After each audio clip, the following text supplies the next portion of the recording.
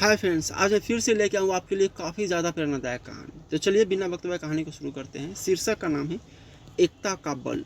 चिंटू नाम का एक लड़का अपनी दादी और माता पिता के साथ रहता था। उसके पिता के एक और भाई जो कि चिंटू के अंकल लगते थे। उसके परिवार में केवल 5 ही सदस्य रहते थे, लेकिन अभी सिर्फ 4 ही रहते हैं क्योंकि चिंटू के अंकल उनके साथ नहीं रहते हैं। क्यों नहीं रहते हैं, इसका कारण कहानी के अंत में मिल जाएगा। लेकिन अभी तक चिंटू ने उनकी शक्ल तक नहीं देखी थी और नहीं कभी मिला था, क्योंकि आपस में फूट के कारण दोनों भाई को इतना दूर कर दिया था। दोनों कभी भी एक दूसरे की शक्ल भी देखना पसंद नहीं करते थे। छोटा भाई गलत लोगों की संगति में आकर बहुत ज्यादा अत्याचारी हो गया था, जिसके कारण उसने अपना हंसता खिलता परिवार त्याग कर कहीं दूर चला गया था। लेकिन चिंटू के घर के ही पास में एक परिवार रहता था, जिसमें एक आदमी के 5 बेटे और उन 5 भाइयों के लड़के सभी एक दूसरे से मिलजुल कर रहते थे। उस परिवार में बहुत खुशियाँ थी, किसी बात की कोई कमी नहीं थी, जिसका एक ही कारण था, पारिवारिक एकता। चिंटू उस परिवार को देखकर अपने परिवार के बारे में सोचता रहता था। कई बार अपनी दादी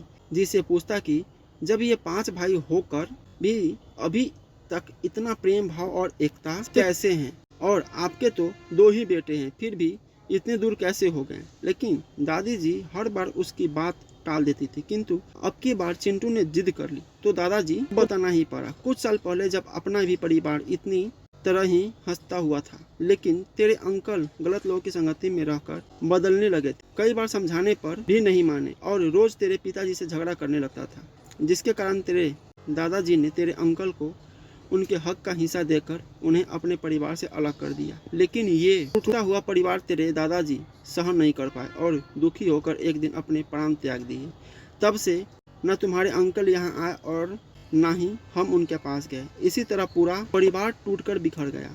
उनके परिवार के इतने सुखी होने का यही कारण है कि उनके अंदर सहनशीलता और एकता है, और आपस की एकता बड़े से बड़े चट्टान को भी तोड़ देती है। जब एक लकड़ी होती है तो उसे आसानी से तोड़ा जा सकता है, लेकिन जब लकड़ियों को आपस में मिलाकर एक गुच्छा बनाया जाए तो उसे तोड़ना मुश्किल हो जाता है। ठीक इसी तरह जब परिवार वाले मिलकर रहते हैं तो उनके बीच फूट डालना भी मुश्किल होता है और उनका परिवार हमेशा फूलों की तरह खिलता हुआ रहता है। फ्रेंड्स, कैसा लगा वीडियो कमेंट करके बताइए और हमारे चैनल को सब्सक्राइब जरूर कीजिए। मिलते हैं अगले स्टोरी में।